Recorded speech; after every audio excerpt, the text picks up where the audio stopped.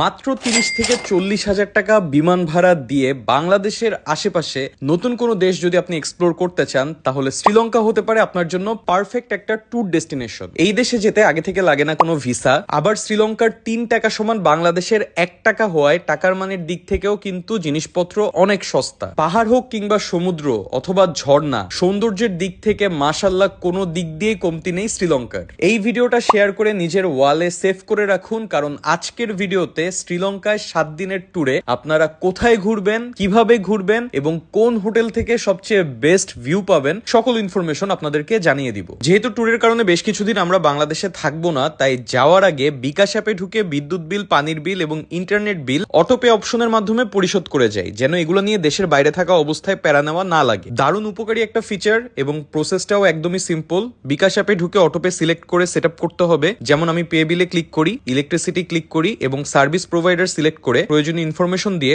কত টাকা রিচার্জ করতে চান এবং প্রত্যেক মাসের কত তারিখে বিল পেমেন্ট করতে চান এটা সিলেক্ট করলেই হয়ে যাবে। তারপর প্রত্যেক মাসের ওই নির্দিষ্ট তারিখে বিকাশ থেকে অটোমেটিক্যালি আপনার পেমেন্ট কেটে নিবে। খুবই ইজি। তাই আমার মতো ট্যুরে যাওয়ার আগে যারা প্যারামুক্ত থাকতে চান তারা অবশ্যই বিকাশের অটোপে চালু করতে ভুলবেন না। এবার তাহলে শ্রীলঙ্কার গল্পে ফেরত আসি। বাংলাদেশ থেকে শ্রীলঙ্কায় যাওয়ার প্লেন ফেয়ার আপ ডাউন পেয়ে যাবেন ৩০ থেকে ৩২ হাজার টাকা ইন্ডিগো এয়ারলাইন্সে। আর যদি ডিরেক্ট ফ্লাইটে যেতে চান সেই ক্ষেত্রে শ্রীলঙ্কান এয়ারলাইন্সে টিকিট কাটতে পারেন। আমাদের মতো ভাড়া পড়বে ৫০ থেকে ৬০ হাজার টাকা। ডে ওয়ানে কলম্বোতে নেমে আমাদের মতো একটা টুকটুক নিয়ে আপনারা চলে আসবেন মাউন্ট লাভানিয়া বিচের দ্য গ্র্যান্ড বেল হোটেলে, কারণ এই হোটেল থেকে আপনারা কলম্বোর সব থেকে সুন্দর ভিউ দেখতে পারবেন। রুমগুলো খুবই সাজানো গোছানো এবং পরিপাটি, বাট এই হোটেলের বেস্ট ভিউ পাবেন এটার সুইমিং পুল থেকে। জাস্ট ছাদের সুইমিং পুল থেকে সামনে তাকালেই আপনারা দেখতে পারবেন এক পাশে সমুদ্র, মাঝখান দিয়ে ট্রেন লাইন এবং তার পাশে কলম্বোর অসাধারণ সিটি ভিউ। ট্রাস্ট মি, এই ভিউ দেখার সাথে সাথে আপনার কাছে মনে হবে যে আপনার শ্রীলঙ্কা আসাটা সার্থক এবং আপনার পয়সা অলরেডি উসুল হওয়া শুরু হয়ে গেছে। প্রথম দিন কলম্বোতে রিল্যাক্স সময় কাটানোর পর দ্বিতীয় দিন আপনারা কলম্বো থেকে নুয়ারা এলিয়ার উদ্দেশ্যে রওনা হবেন। শ্রীলঙ্কার পাহাড় যে কতটা সুন্দর হতে পারে এবং তাদের রাস্তাঘাট এবং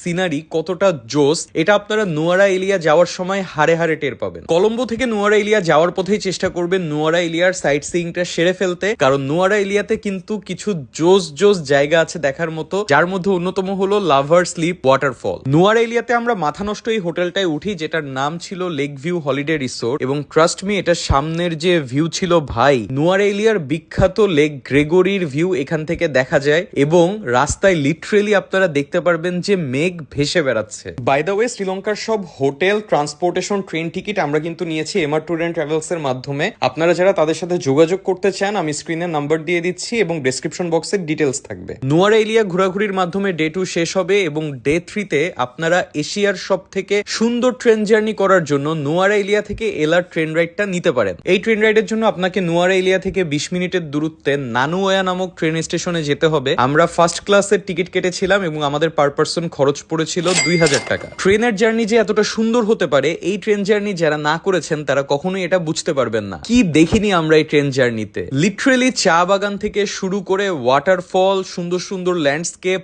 পাহাড়, কোনো কিছুই বাদ যায়নি। ব্রিটিশ আমলে তৈরি হওয়া এই রেল লাইন কেন পর্যটকদের এত মূল আকর্ষণের কারণ, এটা এই ট্রেন রাইড দেওয়ার পর আমরা হারে হারে টের পেয়েছি। প্রায় ৩ থেকে ৩.৫ ঘন্টার অসাধারণ একটা ট্রেন রাইড শেষে আপনারা পৌঁছে যাবেন এল্লা শহরে। এল্লাতে পৌঁছানোর পর টুকটুক নিয়ে চলে আসতে পারেন আমাদের এই হোটেলে, যেটার নাম ছিল রাভানা রেঞ্জ, এবং এই হোটেলের ভিউটা ছিল এক কথায় জাস্ট অসাধারণ। সুইমিং পুল এবং সামনে পাহাড়ের এত অসাধারণ ভিউ আমি অন্য কোনো হোটেলে পাইনি। আর এই হোটেলের ভাড়াও ছিল খুবই সস্তা, বাংলা টাকায় মাত্র ৩,০০০ টাকা ভাড়া পড়েছিল আমাদের। ডে 3 বাকিটা সময় আপনারা এল্লার হোটেলে রিল্যাক্স করে কিংবা এল্লার শহরে ঘোরাঘুরি করে কাটিয়ে দিতে পারেন। ডে 4 সকাল সকাল গাড়ি ঠিক করে আপনারা বেরিয়ে পড়বেন এলার সাইট সিইং এর জন্য। এলার সাইট সিইং করতে কিন্তু আপনাদের মিনিমাম ৩ থেকে ৪ ঘন্টা সময় লাগবে, কারণ বেশ কিছু সুন্দর সুন্দর স্পট আছে যেগুলো আপনারা এলা সাইট সিইং এ কভার করতে পারেন, যার মধ্যে অন্যতম হচ্ছে শ্রীলঙ্কার বিখ্যাত নাইনার্ক ব্রিজ এবং রাভানা রেঞ্জ ওয়াটারফল। কোন রকম ট্রেক না করে এত সুন্দর একটা ওয়াটারফল যে উপভোগ করা যায়, এটা আসলে শ্রীলঙ্কার এলাতে না আসলে কখনোই বুঝতাম না। এছাড়াও এলার যে পাহাড়গুলার ভিউ আপনারা পাবেন, এটা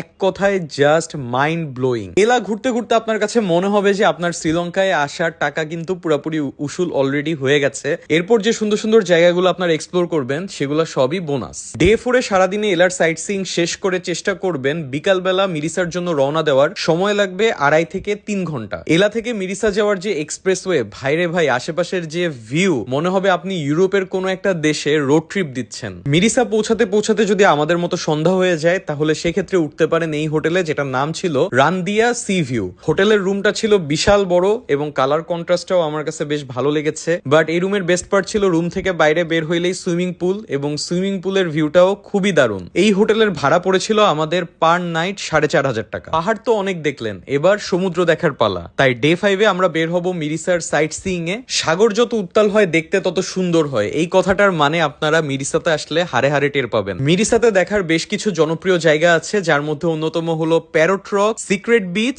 এবং Coconut Hill Tree. Personally Secret বিচের ফ্যান হয়ে গেছি আমি। পানির এত সুন্দর কালার এবং নারিকেল গাছের সাথে সমুদ্রের এত অসাধারণ কম্বিনেশন খুব কম জায়গাতেই দেখেছি আমি। আর চেষ্টা করবেন বিকালের টাইমটা কোকোনাট হিল ট্রিতে কাটানোর জন্য, কারণ এখান থেকেই আপনারা সব থেকে সুন্দর সানসেট দেখতে পারবেন। মিরিসা সাইট সিইং এর মাধ্যমে ডে 5 শেষ করবেন। ডে 6-এ আমরা মিরিসা থেকে কলম্বোর উদ্দেশ্যে রওনা হব, কিন্তু মাঝখানে দুইটা জায়গা ভিজিট করব। এক নাম্বার হচ্ছে গলে ফোর্ট এবং 2 নাম্বার হচ্ছে একটা ম্যানগ্রোভ ফরেস্ট। ছোটবেলায় টিভিতে ক্রিকেট খেলা দেখার সময় এই গলে স্টেডিয়ামটা বহুবার দেখেছি, কিন্তু বাস্তবে যখন গলে স্টেডিয়ামটা ভিজিট করলাম আমার কাছে মনে হয়েছে এই জায়গাটা পৃথিবীর অন্যতম সুন্দর একটা স্টেডিয়াম। গলে ফোর্টে গেলে আপনার কাছে মনে হবে আপনি কোনো ফ্রেঞ্চ কলোনিতে চলে এসেছেন, কারণ এখানকার স্ট্রাকচার গুলা ওইভাবেই করা। গলে ঘোরা শেষে কলম্বো যাওয়ার পথে মাদু রিভারের এই ম্যানগ্রোভ ফরেস্ট ট্যুরটা নিতে পারেন আমাদের মতো। 2,000 টাকা দিয়ে বোট রেন্ট করে আপনারা নদীর অসাধারণ কিছু সৌন্দর্য উপভোগ করতে পারবেন এই বোট রাইড। লাস্টলি ডে 6-এর একদম শেষের দিকে আপনারা আবার কলম্বোতে পৌঁছে যাবেন এবং ডে 7-এ বাংলাদেশে ব্যাক করতে পারেন। সো এই ছিল মোটামুটি শ্রীলঙ্কার 7 দিনের ট্যুর প্ল্যান। কমেন্টে ফ্রেন্ডদেরকে ট্যাগ করে শ্রীলঙ্কার এই আইটেনারি সম্পর্কে জানিয়ে দিন এবং আপনার শ্রীলঙ্কা ট্যুর প্ল্যান করে ফেলুন। শ্রীলঙ্কা নিয়ে 4 পর্বের ডিটেলস একটা সিরিজ আমার ইউটিউবে আপলোড করা আছে, চাইলে দেখে নিতে পারেন। আশা করি ভিডিওটা ভালো লেগেছে।